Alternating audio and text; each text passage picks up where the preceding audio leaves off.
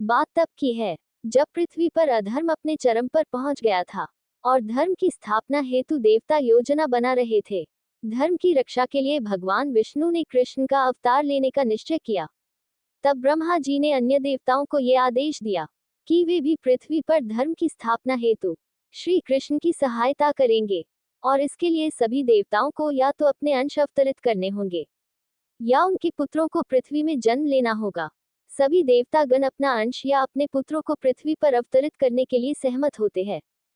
परंतु जब चंद्रदेव को पता चलता है कि उनके पुत्र वर्चा को भी पृथ्वी पर जन्म लेने का आदेश मिला है, तो वे व्याकुल हो गए और इस आदेश का विरोध करने लगे। वे अपने पुत्र से दूर नहीं रह सकते थे, परंतु सभी देवताओं ने उन्हें समझाया कि ये परमपिता ब्रह्मा का आदेश है जिसे उन्हें मान्य करना ही होगा, और धर्म की स्थापना के लिए कार्य करना सभी देवताओं का कर्तव्य है। चंद्रदेव की शर्त। सबकी बात सुनकर चंद्रदेव वर्चा के अवतरण के लिए सहमत हो गए, पर उन्होंने एक शर्त रखी।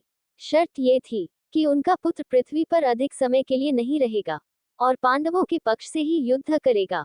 वह सबसे अधिक शूरवीर होगा और पूरे दिन युद्ध करने के पश्चात उसे सायंकाल में ही अपने नश्वर शरीर को छोड़कर मेरे पास स्वर्ग आना होगा। देवताओं ने उन्हें मनाने की दृष्टि से सभी शर्तें स्वीकार कर ली। इसलिए अभिमन्यु ने अर्जुन के पुत्र के रूप में जन्म लिया और कृष्ण जी के शिक्षण में परम प्रतापी बना। अभिमन्यु ने माता के गर्भ से ही चक्रव्यूह की तोड़ना सीख लिया था, किंतु चक्रव्यूह से बाहर आने का तरीका वो नहीं जान पाया, क्योंकि जब अर्जुन सुभद्रा को चक्रव्यूह तोड़ना सीखा रहे थे तो आधे में ही सुभद्रा को नींद आ गई। चक्रव्यूह की रचना। पितामह भीष्म के घायल होने के बाद से ही पांडवों ने कौरवों की सेना में उथल पुथल मचा दी थी। इसलिए कौरवों ने पांडवों की सेना का नाश करने की योजना बनाई। योजना के अनुसार उन्होंने अर्जुन और उनके सारथी बने कृष्ण को युद्ध भूमि से दूर कर दिया था और चक्रव्यूह की रचना की, जो केवल अर्जुन ही तोड़ना जानता था। किंतु ऐसे समय में अभिमन्यु ने आगे आकर उनकी सेना का सर्वनाश होने से बचा लिया। वह चक्रव्यूह के भीतर प्रवेश कर गया, किंतु उसके साथ कोई और योद्धा उसमें प्रवेश नहीं कर पाया। उन्हें चक्रव्यूह के द्वार पर ही जयद्रथ ने शिव के वरदान की शक्ति से रोक लिया। अभिमन्यु अकेला ही 6 महारथियों से लड़ा।